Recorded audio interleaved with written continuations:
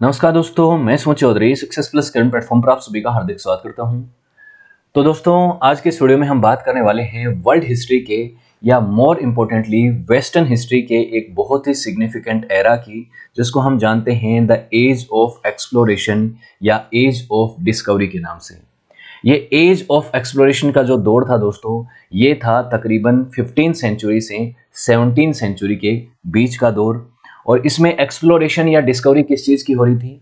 इसमें डिस्कवरी हो रही थी नई जगहों की, नए रास्तों की और नए रिसोर्सेज की।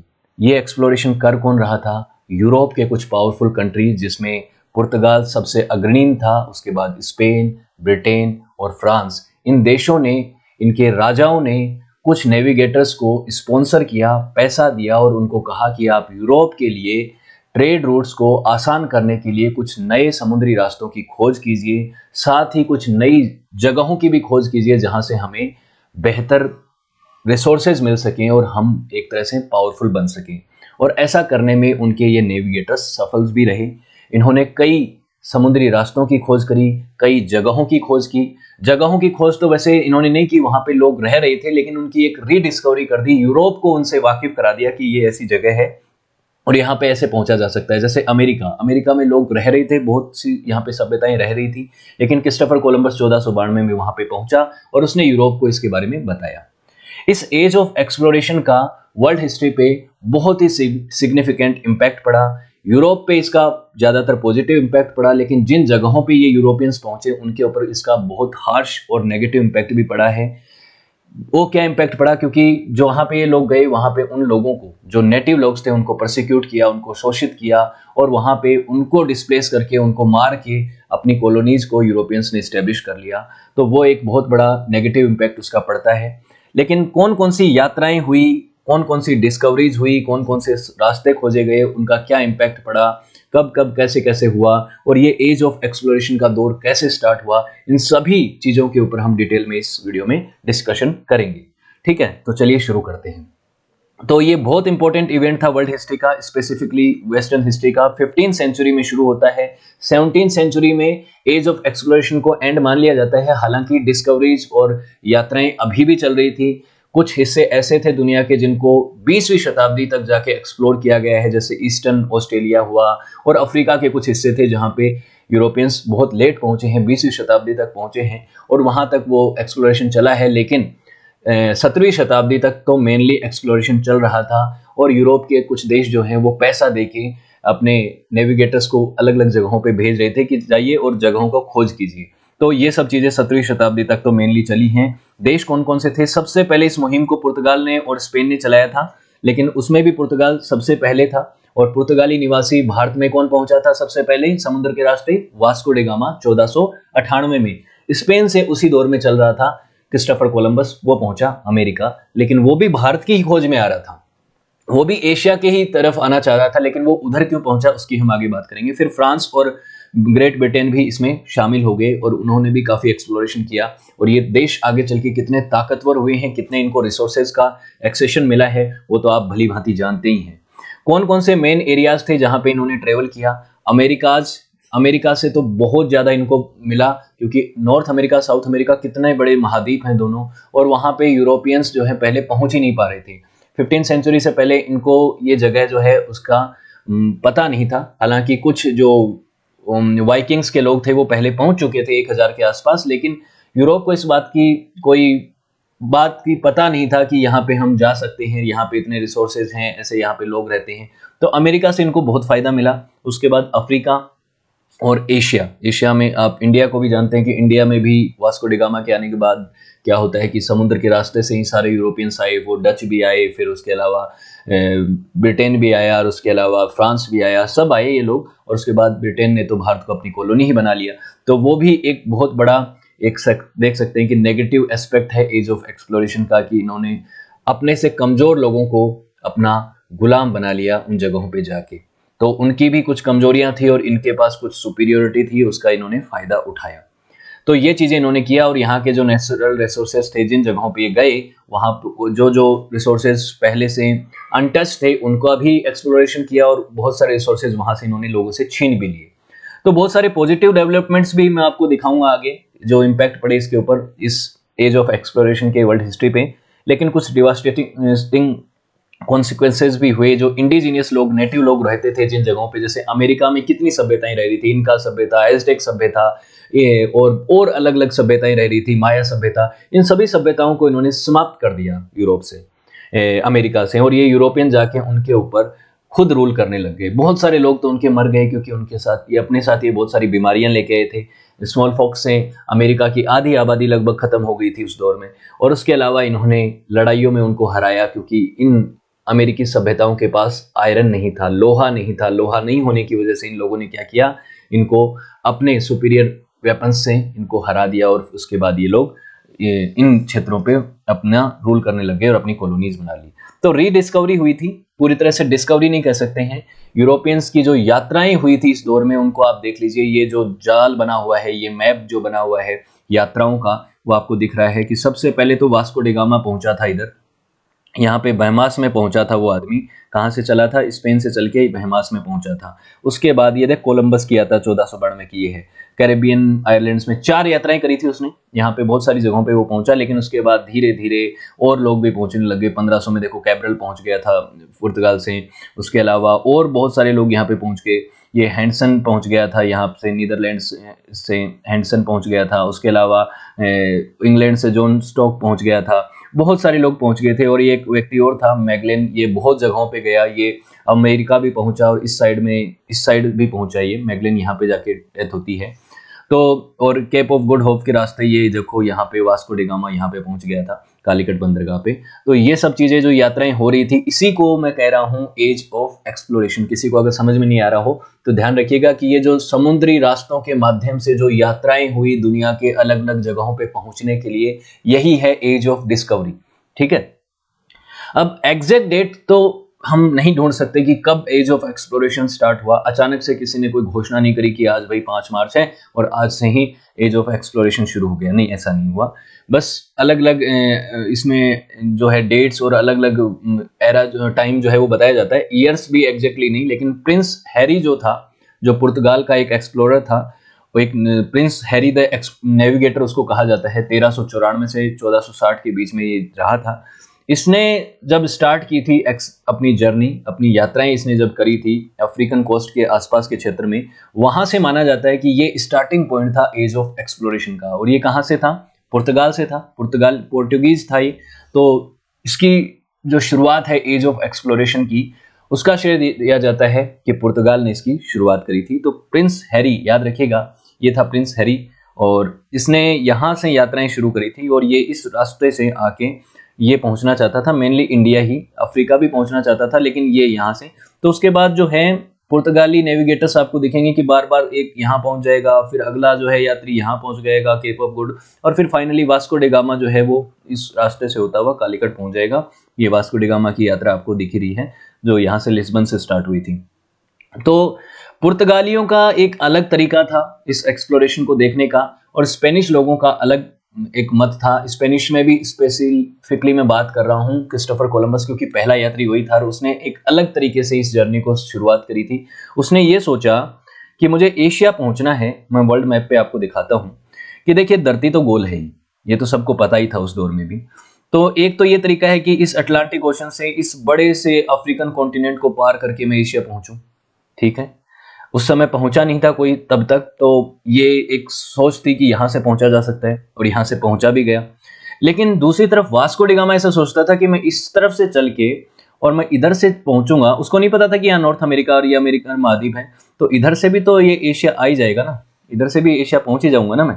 तो उसको लगता था कि धरती की जो डायमीटर है, धरती का जो रेडियस है, वो उतनी बड़ी नहीं है जितनी की लोग क्लेम करते हैं। उसको लगता था कि छोटी है, और ये नॉर्थ अमेरिका, साउथ अमेरिका, ये उसको पता ही नहीं था कि ये है।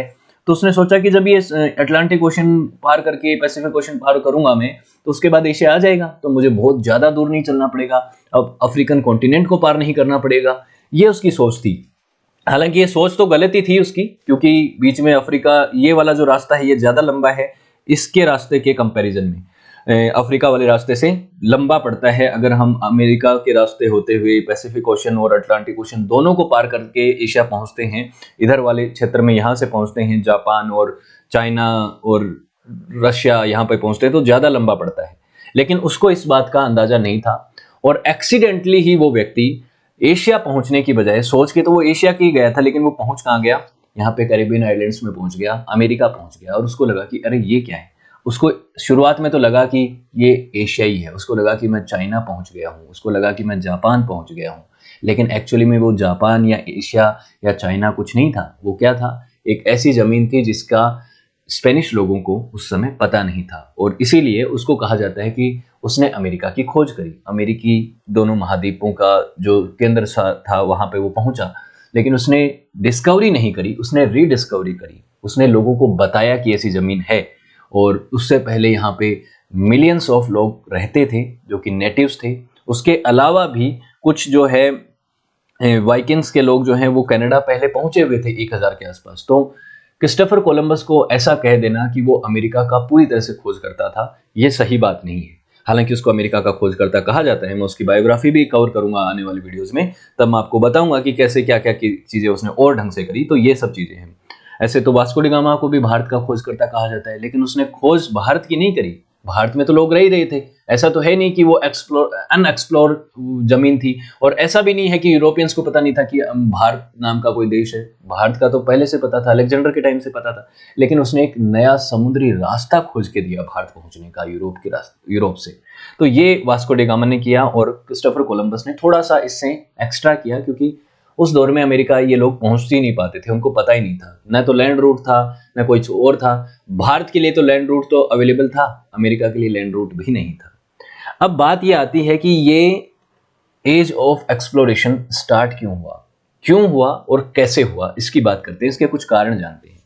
देखिए, यूरोपियंस जो हैं वो ट्रेड करते थे, पहले से करते थे, काफ़ी लंबे पीरियड से ईस्ट तक, चाइना, इंडिया, जापान, इन सभी देशों के साथ इनका ट्रेड था, पुराने समय से था ये। लेकिन ये ट्रेड रूट होता किसके थ्रू था, ये सिल्क रूट से होता था। एंशियंट सिल्क रूट नाम आपने बहुत बार सुना होगा।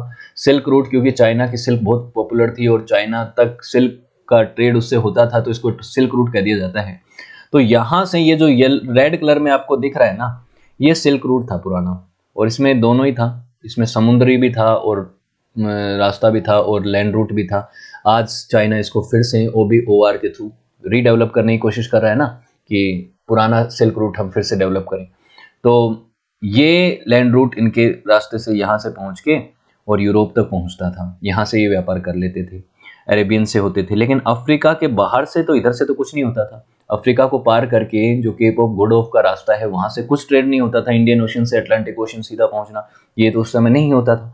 तो ये रास्ता था, इस रास्ते से वो इंडिया पहुँच सकते थे, चाइना पहुँच सकते थे, जापान पहुँच सकते थे, कहीं पे भी पहुँच सकते थे। लेकिन अब स्थिति ऐसी क्या हुई कि ये रास्ता छोड़ के उनको एक नया रास्ता खोजने की जरूरत पड़ गई।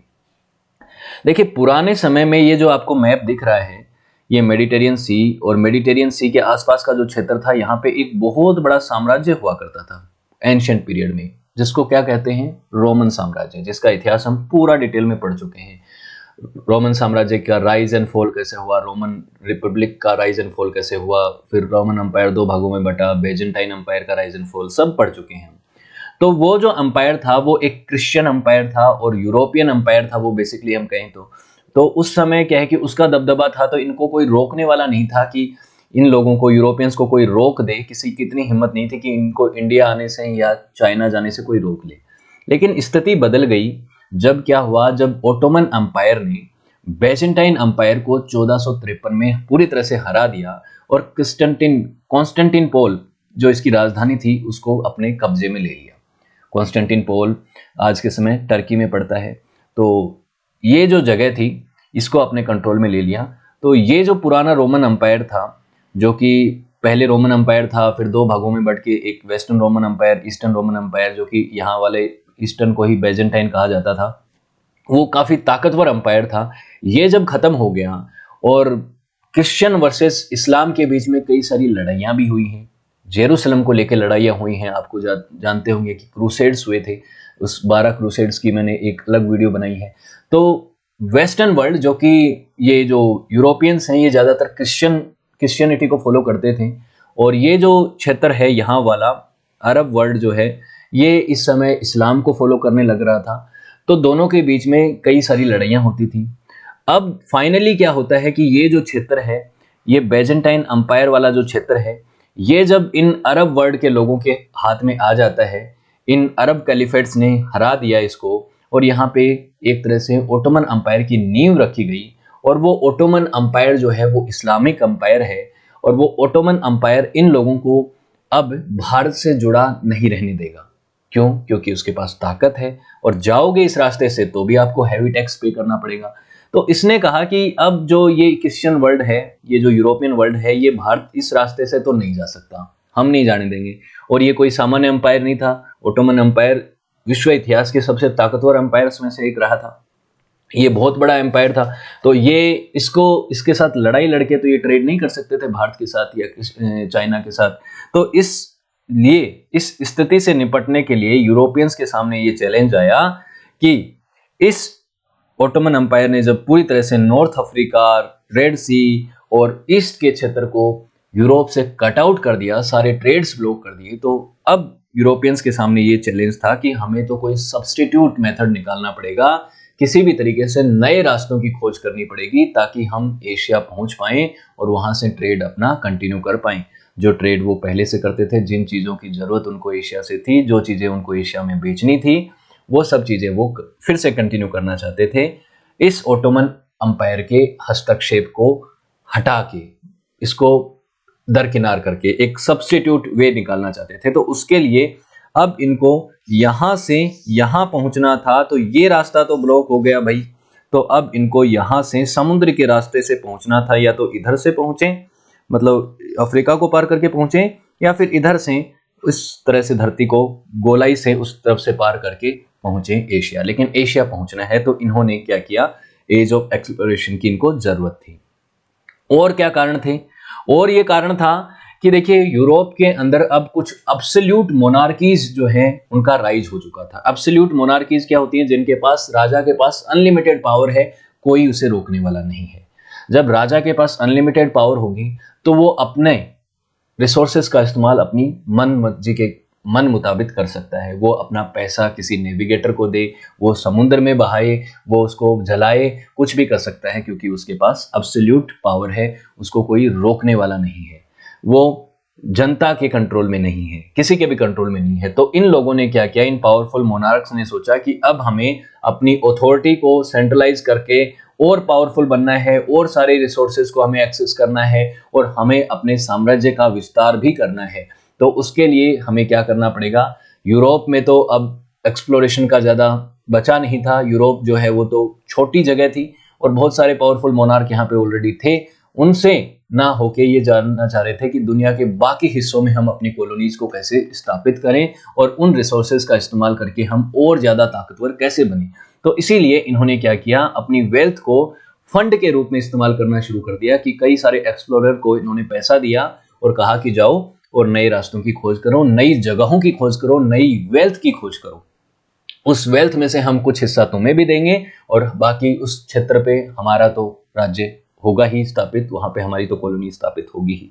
तो इसीलिए क्रिस्टोफर कोलंबस, जो कि एक इटालियन एक्सप्लोरर था, वो स्पेन पहुंच के स्पेन के राजा और उसकी महारानी, जो कि राजा का नाम था फर्डिनेंड और रानी का नाम था इजाबेला ऑफ स्पेन, इन दोनों से फंड लेता है, पैसा लेता है, और कहता है कि मैं आपके लिए एशिया पहुंचने का एक नया रास्ता, एक नया विकल्प तलाश करके दूंगा।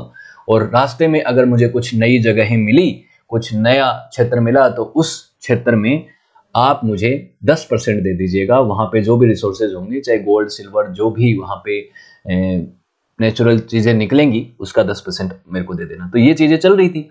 तो ये क्रिस्टोफर कोलंबस का वो तस्वीर बनाई जाती है, आर्टिस्टिक ये तस्वीर है, जिसमें ये राजा और रानी के सामने फरमान लेके जाता है कि जाओ कोलंबस और नए रास्तों की खोज करो। तो ये पहुंचना चाहता है एशिया, लेकिन पहुंच जाता है कहाँ पे? अमेरिका पहुंच जाता है। तो ये वो दौर था। उसके अलावा तीसरा एक बड़ा कारण ये था कि देखिए, एज ऑफ एक्सप्लोरेशन करने के लिए, नए रास्ते खोजने के लिए, समुद्री रास्ते खोजने के लिए आपके पास एक बेहतर इक्विपमेंट होना चाहिए। वो इक्विपमेंट क्या होगा? अच्छी जहाज और अच्छा नेविगेशन सिस्टम। तो उस दौर में एक ड्रास्टिकल इंप्रूवमेंट हुआ था नेविगेशन स्किल्स में, उसके अलावा टेक्नोलॉजी में। शिप बिल्डिंग जो है वो बहुत बेहतर हो गई थी, उसमें एक इम्प्रूवमेंट देखने को मिला था। तो बेहतर शिप और बेहतर नेविगेशन सिस्टम जब डेवलप हुआ उस दौर के हिसाब से, तो उसका भी फायदा इनको मिला और अब उन रिसोर्सेज का इनको इस्तेमाल करना था। इन नेविगेटर्स ने सोचा कि चलिए हम एक्सप्लोर करते हैं, इन जहाज़ों का और इस टेक्नोलॉजी का इस्तेमाल करते हैं और नई जगहों की तलाश करते हैं। तो ये शिप्स जो हैं इनका निर्माण होना भी एक बहुत महत्वपूर्ण कारण था। एक और बड़ा कारण था कि अब जो है यूरोपियंस रेनेसों के दौर को जी रहे थे और जी चुके थे काफी हद तक। रेनेसों के बारे में मैंने वीडियो बना दिया है जिसको पुनः जागरण पीरियड कहा जाता है, जिसमें यूरोप के लोग जो हैं एक अपनी मानसिकता को डेवलप करना चाहते थे, आर्ट, कल्चर, साइंटिफिक डेवलपमेंट करना चाहते थे, क्योंकि यूरोप का एक लंबा दौर जो है वो ऐसा रहा था जिसमें उनका कोई डेवलपमेंट नहीं हुआ था, जिसको डार्क एज ऑफ यूरोप कहा जाता है, जिसमें 5th सेंचुरी से 13th सेंचुरी के बीच में यूरोप में बस लड़ाइयाँ लड़ी हैं इन लोगों ने और कुछ साइंटिफिक डेवलपमेंट नहीं हुआ, ना कोई आर्टिस्टिक डेवलपमेंट हुआ। तो 13th सेंचुरी में रेनेसां शुरू हुआ, वो इटली से शुरू हुआ था, वहाँ पे कई आर्टिस्टिक वर्क हुए, साइंटिफिक डेवलपमेंट हुए, पुनः जागरण शुरू हुआ।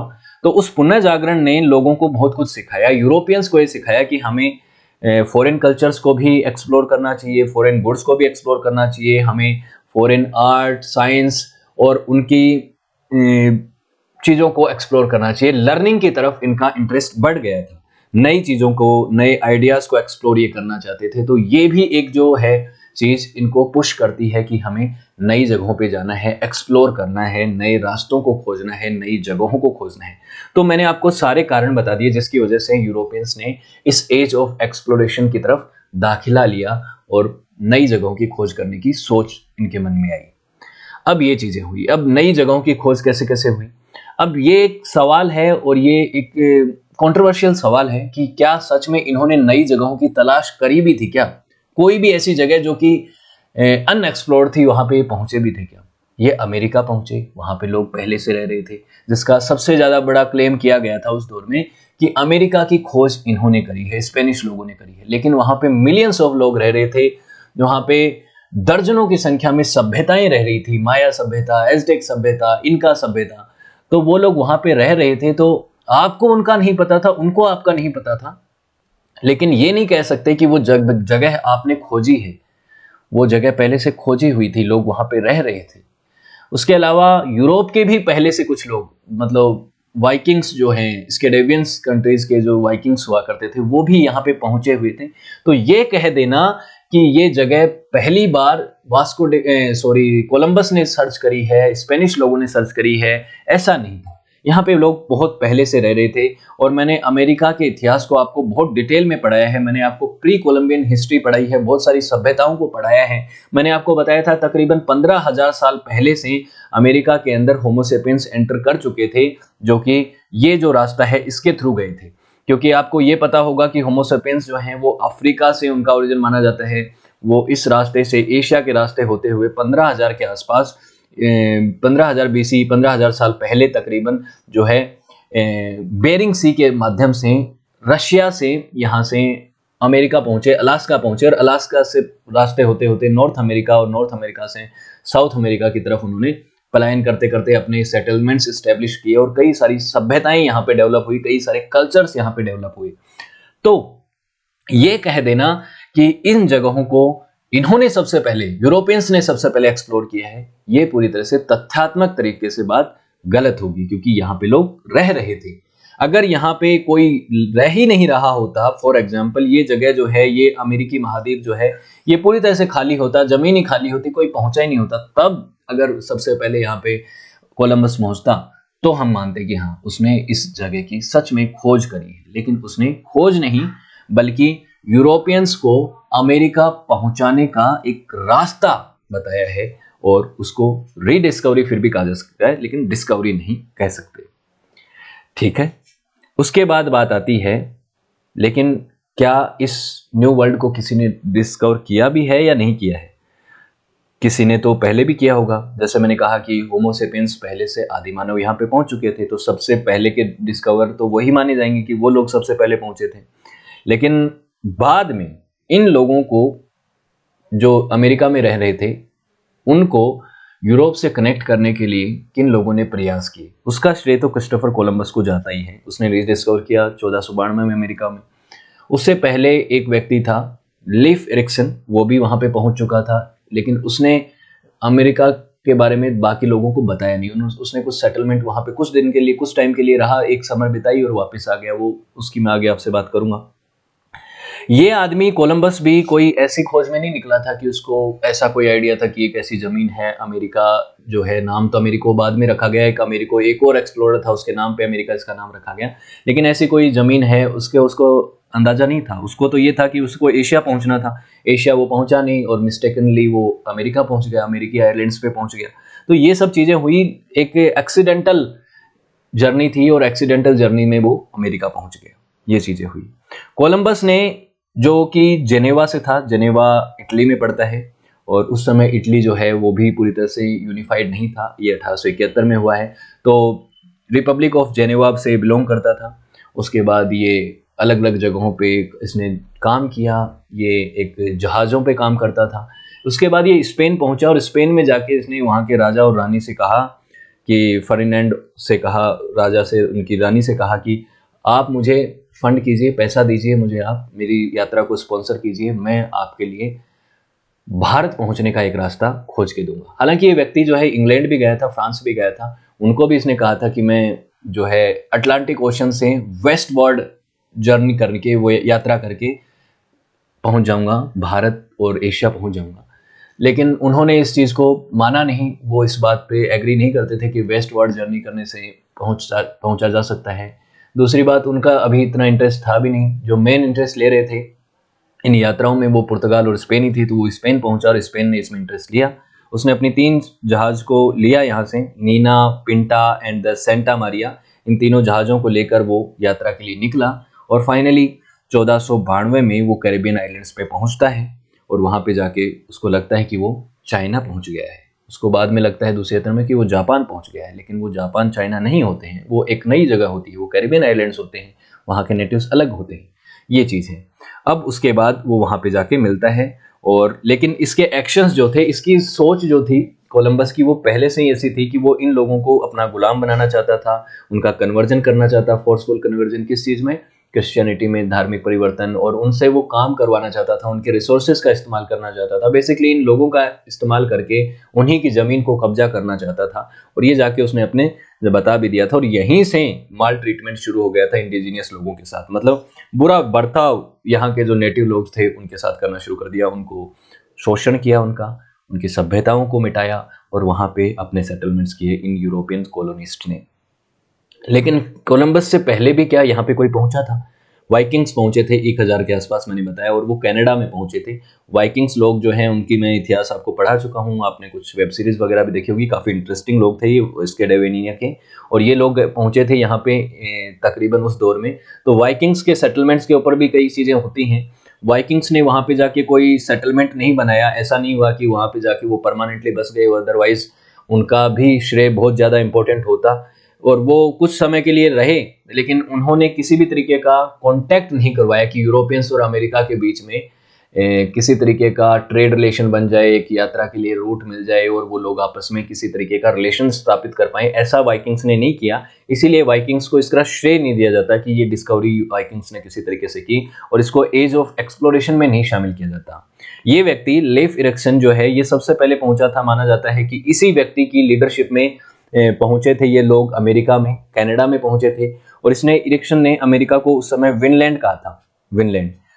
इरिक्सन द रेड ने इसको विनलैंड कहा था। एक समर यहाँ पे बिताया इसने कनाडा में, लेकिन उसके बाद ये वापस आ गया। और माना जाता है कि कुछ जगहों पे इसने जो सेटलमेंट किए थे, जो टेम्पररी सेटलमेंट किए थे कनाडा में, उसके कुछ रूइंस मिलते हैं। और वो रूइंस सर्टेनली 100% श्योर तो नहीं है, लेकिन एक तकाजा है कि वो रूइंस जो हैं वो ये वाइकिंग्स के ही होंगे, क्योंकि उसमें वाइकिंग्स के साथ जो सेटलमेंट्स होते हैं उनमें कुछ सिमिलरिटीज उसमें मिलती है। तो हर साल 9 अक्टूबर को इरेक्शन वोयाग यात्रा के रूप में मनाया जाता है कनाडा में, अमेरिका में, और इवन जो आइसलैंड है वहाँ पे भी, कि ये वाइकिंग्स वहाँ पे आए थे तो उनके तौर पे मनाया जाता है। ये लोग उसको वाइकिंग्स डे या फिर इरेक्शन डे, या फिर उसको क्या बोल सकते हैं हम, इरेक्शन की यात्रा को सेलिब्रेट करते हैं लोग उस तरह से। अब जो क्रिस्टोफर कोलंबस की यात्रा पहली हुई थी 1492 में, वो बहमास पहुंचा था। बहामास पहुंच के, देखिए क्रिस्टोफर कोलंबस की यात्राओं को मैं थोड़ा दिखा देता हूं आपको। ये कोलंबस की यात्राएं हैं। इसमें देखिए पहली यात्रा जो हुई थी ये यहाँ पे पहुंचा था, यहाँ पे पहुंचा था, बहमास में पहुंचा था। तो बहमास पहुंचने के बाद इसको लगा कि मैं चाइना पहुंच गया। फिर ये वापस जाके और स्पेन के राजा को कहता है कि अरे वहाँ पे तो बहुत लोग हैं, वो बहुत सीधे साधे हैं, वो कुछ भी ट्रेड करने के लिए तैयार हैं, ना उनके पास वेपन्स हैं।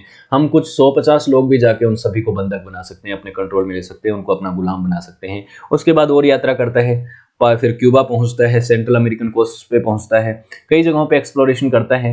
और उसके बाद स्पेनिश लोग जो हैं वो अमेरिकी महाद्वीपों पे पहुंचने वाले पहले लोग बन जाते हैं और इनको इस चीज़ का एडवांटेज मिलता है। शुरुआत में ये इस मेजो अमेरिकी क्षेत्र में अपने सेटलमेंट्स करते हैं। यहाँ पे बहुत महत्वपूर्ण सभ्यताएं थी। एज़टेक सभ्यता, उसको इन्होंने हराया, एज़टेक एम्पायर जिसको बोलते हैं, उसका मैंने वीडियो बनाया है। माया सभ्यता है वो यहाँ पे एंड हुई। इनका एम्पायर जो कि इस साउदर्न, इससे एंडीज माउंटेन्स रेंज में फैला हुआ एक बहुत बड़ा साम्राज्य था, उसको हराया। बहुत सारी सभ्यताओं को हरा हरा के ये लोग जो हैं यहाँ पे अपना कंट्रोल करने लग गए। लेकिन उस दौर में पुर्तगाली को भी पता चल गया कि ये स्पेनिश लोग तो जो हैं एक नई जगह पे पहुंच गए हैं। तो इन्होंने भी एक्सप्लोरेशन शुरू किया और इनका जो एक्सप्लोरर थे पेड्रो एल्वा कैब्रल, ये व्यक्ति जो है वो ब्राज़ील पहुंच गया। ब्राज़ील पहुंचने के बाद स्पेन और पुर्तगालियों के बीच में एक कॉन्फ्लिक्ट हो गया कि कौन सी ज़मीन को कौन कंट्रोल करेगा, क्योंकि अमेरिकी महाद्वीप एक ऐसी जगह पहुंचे थे जो कि पूरी तरह से अनएक्सप्लोर्ड थी यूरोपियंस के हिसाब से देखा जाए तो, कि वहाँ पे अनलिमिटेड रिसोर्सेज हैं, इतने लोग हैं, वो भी वीक हैं कंपैरेटिवली, उनके पास वेपन्स इतने नहीं हैं, उनको कंट्रोल में करना इनके लिए आसान था। तो ऐसी जगह पे पहुंचना, इतने रिसोर्सेज में पहुंचना, अपनी कॉलोनीज को स्टैब्लिश करना वहाँ पे, तो दोनों देशों के बीच में एक कॉन्फ्लिक्ट हो गया। तो इस कॉन्फ्लिक्ट को ख़त्म करने के लिए एक ट्रीटी हुई, ट्रीटी ऑफ टोर्डेसाइल्स। टोर्डेसिलास जो ट्रीटी हुई, इसने दुनिया को दो भागों में बांट दिया। 1494 में हुई। दो भागों में कैसे बांट दिया? एक अटलांटिक ओशन में एक इमेजिनरी लाइन इन्होंने मान ली कि इस लाइन के इधर तो रहेगा स्पेन, स्पेन ही इधर सिर्फ एक्सप्लोर कर सकता है, और इस लाइन के इधर सिर्फ कर सकता है कौन? पुर्तगाल। ये लाइन इस तरफ भी थी। इस तरफ की ट्रीटी को वैसे कहा जाता है ट्रीटी ऑफ जोराजागो, ये 1529 में हुई थी। ये ट्रीटी मतलब इस दोनों के बीच का जो क्षेत्र है वो तो रहेगा किसके पास? पुर्तगाल के पास, और इसके इधर का और इसके इधर का जो है वो स्पेन एक्सप्लोर करेगा। तो आप देखेंगे कि अमेरिका में इस जगह के इधर ही सिर्फ पुर्तगाल रहा है, इधर पुर्तगाल कभी भी नहीं आया। उधर भारत की तरफ देखिए, भारत में पहुंच गया, पुर्तगाल तो पहुंचा और बाकी लोग तो पहुंचे, लेकिन स्पेन कभी नहीं पहुंच रहा। पुर्तगाल और स्पेन के बीच में ये ट्रीटी थी, बाकी लोग इस ट्रीटी को नहीं मानते थे। इन दोनों देशों के द्वारा ये ट्रीटी साइन करी गई थी। तो पुर्तगाल और स्पेन ने ये सोचा कि चलिए हमारे बीच में कोई कॉन्फ्लिक्ट ना हो, तो एक ऐसी संधि कर लेते हैं जिससे दोनों जो देश हैं वो अपने अपने हिसाब से एक्सप्लोरेशन कर पाएं। तो ये येलो कलर में जो जो चीज़ें दिख रही हैं वो स्पेन का अंपायर है। देखिए यहाँ पे तो मेनलैंड स्पेन है, इसको आप मत मानिएगा कि ये तो बीच का जो क्षेत्र है ये तो पुर्तगाल का होना चाहिए, ये तो मेनलैंड हो गया। बाकी दुनिया के लिए ये वो इस तरह से देखते थे कि बाकी दुनिया को कैसे एक्सप्लोर करना है। अटलांटिक ओशन के इस वाले क्षेत्र में कौन करेगा? स्पेन, और इस वाले क्षेत्र में, अंदर वाले क्षेत्र में कौन करेगा? पुर्तगाल। ऐसे इन्होंने करना शुरू कर दिया। अब स्पेनिश लोग यहाँ पे पहुंचने के बाद इन्होंने कॉन्क्वेस्ट करने शुरू कर दिए। एक्सप्लोरेशन का मकसद क्या था? और मकसद अब बदल गया। शुरुआत में ट्रेड रूट खोजना चाहते थे एशिया के लिए, एशिया का ट्रेड रूट खोज नहीं पाया। कोलंबस अमेरिका पहुंच गया, वहाँ पे पहुंच के ट्रेड करना था, ट्रेड नहीं किया। क्या किया? वहाँ के लोगों को शोषित करके, उन लोगों को हरा के, उन लोगों को कॉन्क्वेस्ट किया और उनको अपना बंधक बनाया, उनके साम्राज्यों को ख़त्म किया, उनके रिसोर्सेज का खुद इस्तेमाल किया और उनको गुलाम बना दिया। हर्नर कार्टेस जिसने एज़टेक एम्पायर को हराया, फ्रेनिक पिजारो ये और व्यक्ति था, इसने यहाँ पे और सभ्यताओं को हराया, उसको इनका को हराया, एज़टेक एम्पायर को, इनका ऑफ पेरूज को, और यहाँ के जो इंडिजिनियस अमेरिकन पीपल थे, लोग थे, उनको सभी को इन्होंने धीरे धीरे करके उनकी ही जगह से उनको डिस्प्लेस करके, उनको हरा के, उनको मार के, बीमारियां फैला के उनको ख़त्म कर दिया और खुद यहाँ के मालिक बन गए, कॉलोनीज बना ली। तो यहाँ पे स्पेन का आप एम्पायर देखोगे तो यहाँ से नॉर्थ अमेरिका के भी साउदर्न पार्ट से देख के, साउथ ये वाले पार्ट से लेके साउथ अमेरिका का लगभग पूरा पार्ट जो है, जो कि इन टोर्डेस की लाइन के इधर आता था, वेस्ट में आता था। इधर वाले में तो पुर्तगाल था, जहां तक ये आ सकते थे वहां तक इन्होंने एक्सप्लोर किया। ये इधर भी जाते, लेकिन उससे पहले वो जो दौर आया उससे पहले बाकी यूरोपियंस जो है वो इस क्षेत्र में जाके अपना कंट्रोल कर चुके थे। आगे मैं आपको उसका मैप भी दिखाऊंगा। तो स्पेनिश लोग सबसे पहले पहुंचे और उनको बहुत ज्यादा एडवांटेज मिला और उन्होंने बहुत सारी सभ्यताओं को यहाँ पे खत्म करके खुद का एम्पायर बनाया। 1497 में जॉन कैबोट ने, एक इटालियन एक्सप्लोरर था ये इंग्लिश लोगों की तरफ से, ब्रिटेन की तरफ से गया और इसने न्यू फाउंडलैंड की तरफ जर्नी करी। न्यू फाउंडलैंड ये वाली जगह है जो इसने यहाँ से ब्रिस्टन से अपनी यात्रा शुरू करी थी और ये यहाँ पे पहुंचा। अब सब के बीच में होड़ मच गई थी यूरोपियंस के बीच में, चाहे वो ब्रिटेन हो, फ्रांस हो, डेनमार्क हो, रशिया हो, सब लोग जो है वो अब अमेरिका पहुंचना चाहते थे, वहाँ के रिसोर्सेज का इस्तेमाल करना चाहते थे। वहाँ की भोली भाली जनता, वहाँ के कमज़ोर लोग, मतलब वहाँ के हिसाब से वो मजबूत थे लेकिन उनके पास इतने बेहतर वेपन नहीं थे, तो वहाँ के लोगों को जाके शोषित करने के लिए, वहाँ पे अपनी कॉलोनीज स्थापित करने के लिए तैयार बैठे थे और एक दूसरे से कंपटीशन कर रहे थे। तो फ्रांस, इंग्लैंड, इनके कई सारे जहाजी जो बेड़े थे जिनको अलग अलग नेविगेटर्स लीड कर रहे थे, जिसमें हेनरी हडसन, और इनकी यात्राएं हुई। देखिए कई लोगों का जिक्र है यहाँ पे, आप इसको पीडीएफ को तो सक्सेस प्लस एकेडमी की एप्लीकेशन पे जाके डाउनलोड कर लीजिएगा, लेकिन मैं आपको बता देता हूँ कि इन लोगों ने कितनी यात्राएं करी वो आप यहाँ पे देख सकते हैं। ये यात्राएं देखिए, ये पूरा माया जाल बन गया। यहाँ पे देखिए किसने कब कब यात्रा करी है। सबसे पहले कोलंबस की यात्राएं यहाँ पे दिखेंगी, ये नंबर 1 है। उसके बाद आपको देखिए ये डायरेक्ट की यात्रा दिख रही है, ये तो लेट हुई थी काफ़ी। यहाँ पे कैबोट की यात्रा मैंने आपको बताई थी, ये इंग्लिश की तरफ से आया था, ये स्पेन की तरफ से है। यहाँ पे आपको हडसन दिखेगा, ये फ्रांस। उसके अलावा सेबेस्टियन दिखेगा, कैबोट दिखेगा। उसके अलावा ये देखिए मैगलानियन एक बहुत इंपॉर्टेंट यात्री था, ये देखिए यहाँ तक आया था इस तरफ से, इसने सच में धरती का ये वाला चक्कर लगा के और ये यहाँ तक पहुँच गया, यहाँ पे आगे इसकी डेथ हुई है। तो ये वो चीज़ जो कि कोलंबस चाहता था वो इसने करा पूरा, कि कोलंबस कह रहा था ना कि मैं इस रास्ते से, समुद्र के इस रास्ते से एशिया पहुंच जाऊंगा, तो कोलंबस तो नहीं पहुंच पाया लेकिन ये मैगेलन पहुंच गया। तो ये पूरी यात्राएं इन्होंने करी हैं, कितनी यात्राएं करी हैं इन एक्सप्लोरर ने, ताकि यूरोपियंस को नए नए रास्तों की खोज करके ये दे सकें। ऑस्ट्रेलिया को उस समय न्यू हॉलैंड कहा जाता था। ऑस्ट्रेलिया को 17वीं शताब्दी में खोजा गया था। हालांकि ऑस्ट्रेलिया भी बहुत बड़ा भूभाग है, तो उसके कुछ क्षेत्रों को बहुत लेट तक खोजा गया, 20वीं शताब्दी में जाके एक्सप्लोर किया गया पूरी तरह से। तो ऑस्ट्रेलिया को इन्होंने न्यू हॉलैंड नाम दे दिया था। तो ये कई जगहों के द्वारा खोजा गया। ये न्यू हॉलैंड नाम क्यों दिया गया? क्योंकि हॉलैंड कौन है, कहाँ से आता है? हॉलैंड क्या मतलब आप जानते होंगे कि नीदरलैंड्स को हॉलैंड कहा जाता है। तो नीदरलैंड के यात्री जब यहाँ पे पहुंचा, डच यात्री एक पहुंचा था ऑस्ट्रेलिया सबसे पहले 1616 में तकरीबन, तो उसने इसको न्यू हॉलैंड नाम दे दिया था। अंग्रेज जो थे, ब्रिटिशर्स या इंग्लिश लोग थे, इन्होंने सबसे पहले नॉर्थ अमेरिका में जेम्स टाउन के अंदर 1607 में अपना परमानेंट सेटलमेंट किया, अपनी परमानेंट कॉलोनी बना ली। कॉलोनी बना के फिर धीरे धीरे इन्होंने अपनी कॉलोनी को एक्सपेंड किया और 13 अमेरिकी कॉलोनीज जो हैं ब्रिटेन की गुलाम रही हैं, उनकी कॉलोनीज रही हैं, जो कि आगे चल के 1776 से 1783 के बीच में जो अमेरिकन रिवॉल्यूशनरी वॉर हुआ उसमें जाके वो आज़ाद हुई हैं, आपको पता ही है। लेकिन स्थिति पूरी बदल गई इसके बाद। यहाँ पे जो नेटिव्स लोग रहते थे, अमेरिका के नेटिव्स जिनको रेड इंडियन कह दिया जाता है, ये लोग जो हैं वो अब उतना पावर में नहीं थे, उनकी सत्ता जो है उनके हाथ से चली गई, उनके साम्राज्य उनके हाथ से चले गए, उनके रिसोर्सेज उनके हाथ से चले गए। अब यहाँ पे जो हैबिटेंट्स थे वो यूरोप से आने वाले यहाँ के न्यू सेटलर्स थे, उनका ही दबदबा था, उनका ही कंट्रोल था यहाँ पे ज़्यादातर। तो नेटिव लोगों से सत्ता छीन के और इनके रिसोर्सेज को छीन के यूरोपियंस ने अपने हाथ में ले लिया था और यहाँ की डेमोग्राफी पूरी तरह से बदल चुकी थी आने वाले समय में। और आने वाले समय में 1800 के आसपास का आप मैप देखिए कि इस पूरे अमेरिकी महाद्वीप को स्पेसिफिकली आप ऑब्जर्व कीजिए, इस अमेरिकी महाद्वीप के अंदर क्या हुआ। ये येलो कलर में आपको दिख रहा है कि स्पेन की कॉलोनी है, ग्रीन कलर में दिख रहा है आपको पुर्तगाल की कॉलोनी है, ब्लू कलर आपको दिख नहीं रहा है, लेकिन यहाँ पे आपको ब्लू कलर भी दिख जाता अगर आप थोड़ा लेट अलग देखते तो। यहाँ पे ब्लू कलर में स्पेन की फ्रांस की कॉलोनी थी। ये देखिए अभी तो छोटी छोटी थी लेकिन बाद में बड़ी कॉलोनीज बन गई।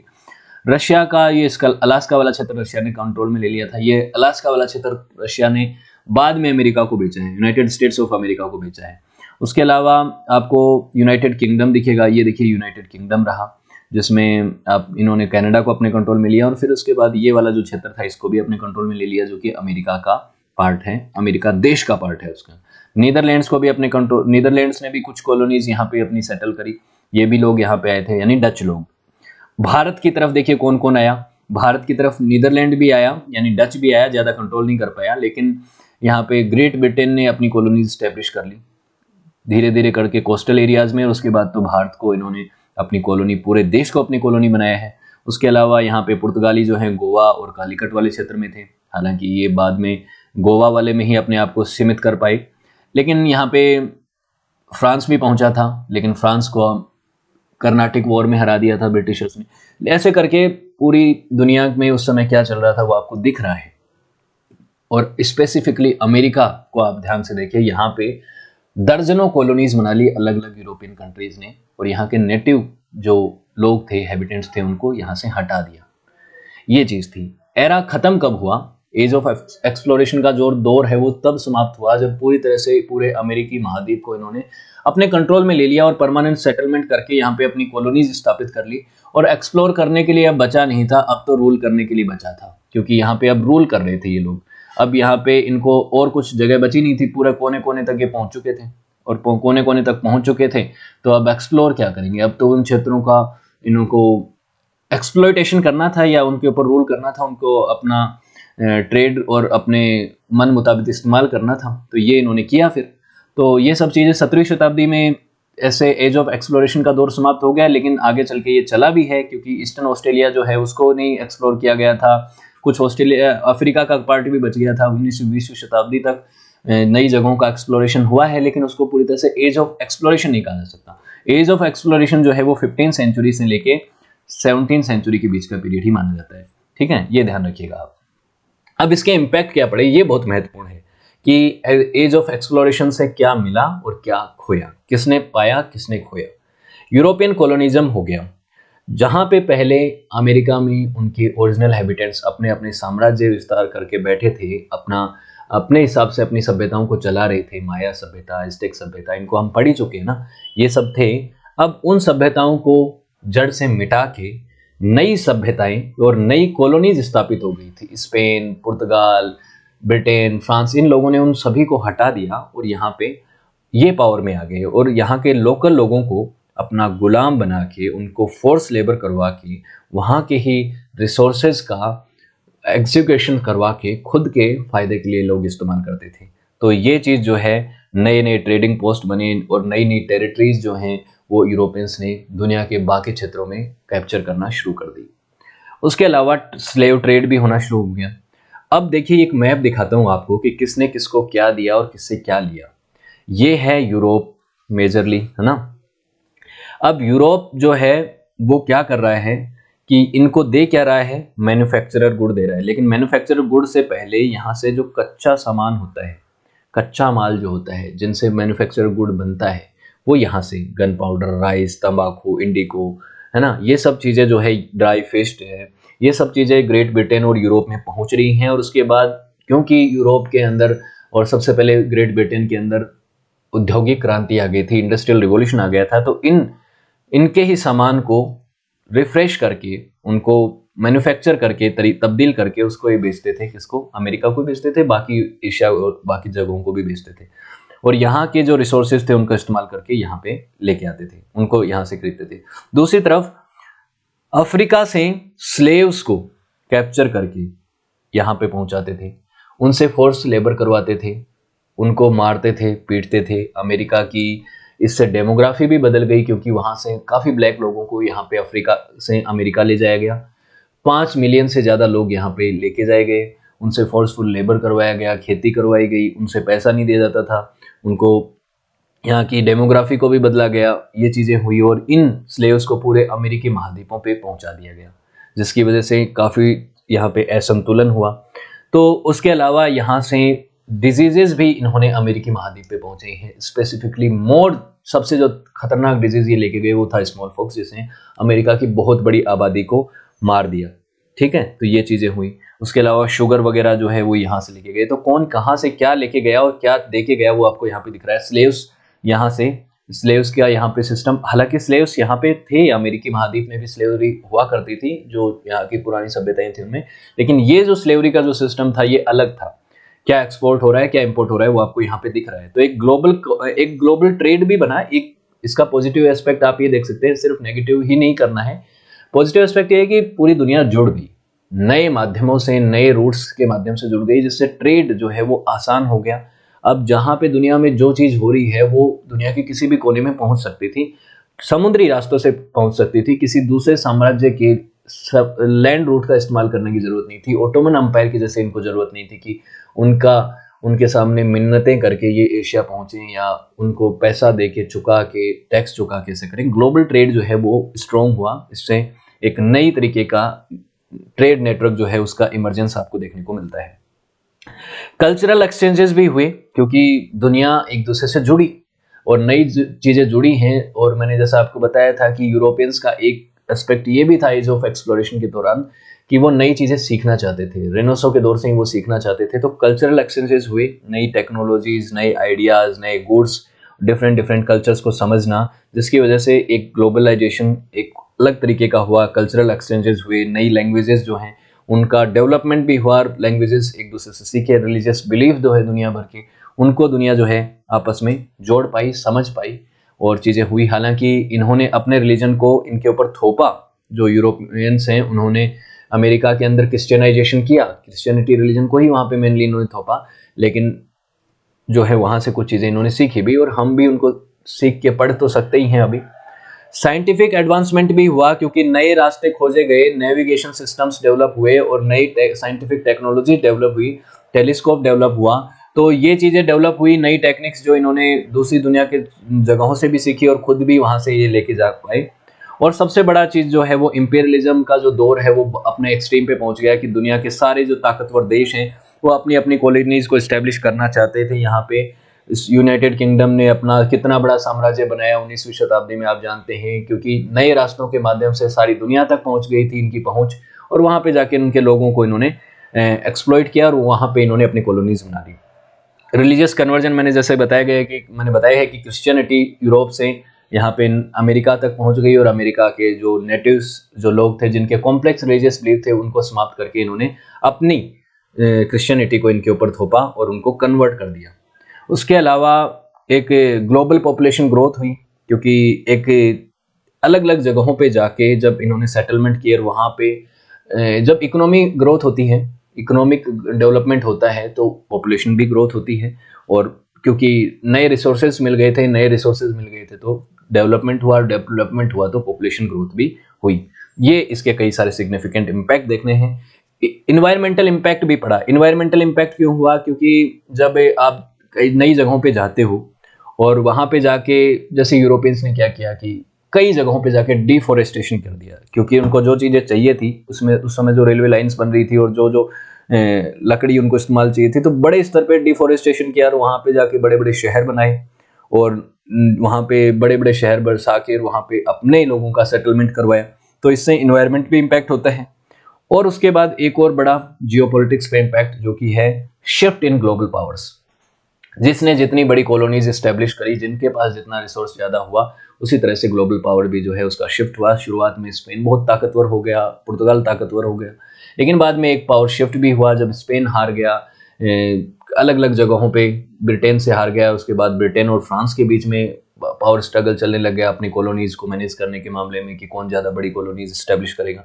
धीरे धीरे करके सबसे जो ताकतवर पावर इनमें निकल के आई, लीड जिसने किया, वो निकल के आई ब्रिटेन, जो कि फर्स्ट वर्ल्ड वॉर और सेकंड वर्ल्ड वॉर तक भी उनकी ताकत जो है वो बहुत रही है। फ्रांस की भी रही है लेकिन ब्रिटेन की तो सबसे ज़्यादा रही। तो इस तरह से यहाँ पे दुनिया भर के इन यूरोपियन ताकतों ने दुनिया को एक्सप्लोर किया और उसके ऊपर उनकी कॉलोनीज इस्टेब्लिश करी, उसके ऊपर रूल भी किया और दुनिया को एक नया एस्पेक्ट भी दिया, नए ट्रेड रूट्स दिए, नई जगहों का पता लगाया और आपस में कनेक्टिविटी को भी बढ़ाया।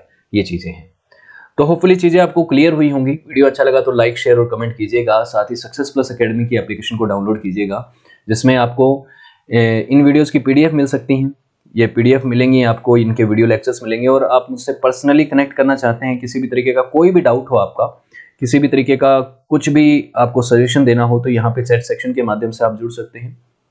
आपका मोस्ट वेलकम है यहाँ पे। और यहाँ पे आप प्रीमियम कोर्सेज को भी परचेस कर सकते हैं बहुत ही अप्रोप्रिएट प्राइस में। वर्ल्ड हिस्ट्री, मॉडर्न हिस्ट्री के कोर्सेज यहाँ पे अपलोडेड हैं और बायोलॉजी के कोर्सेज भी अपलोडेड हैं। और भी कोर्सेज यहाँ पे आने वाले हैं आने वाले समय में, जिनके आपको वीडियो लेक्चर्स के साथ साथ नोट्स और उनके टेस्ट भी मिल जाएंगे, ताकि आप अपना आकलन भी कर सकें जितना आपको आता है, जितना आपने समझा है उन क्वेश्चंस के माध्यम से, पुराने सालों में जो क्वेश्चंस आए हैं एग्जाम्स में उनके माध्यम से। तो सक्सेस प्लस एकेडमी के सभी प्लेटफॉर्म्स के साथ जुड़िएगा। टेलीग्राम पे भी आप पूछ सकते हैं, इंस्टाग्राम से भी जुड़ सकते हैं। तो चैनल को सब्सक्राइब कीजिएगा, और वीडियो आपने पूरा देखा उसके लिए आप सभी का बहुत बहुत शुक्रिया। मिलते हैं अगले वीडियो में अगले किसी दूसरे टॉपिक के साथ, और तब तक के लिए गुड बाय।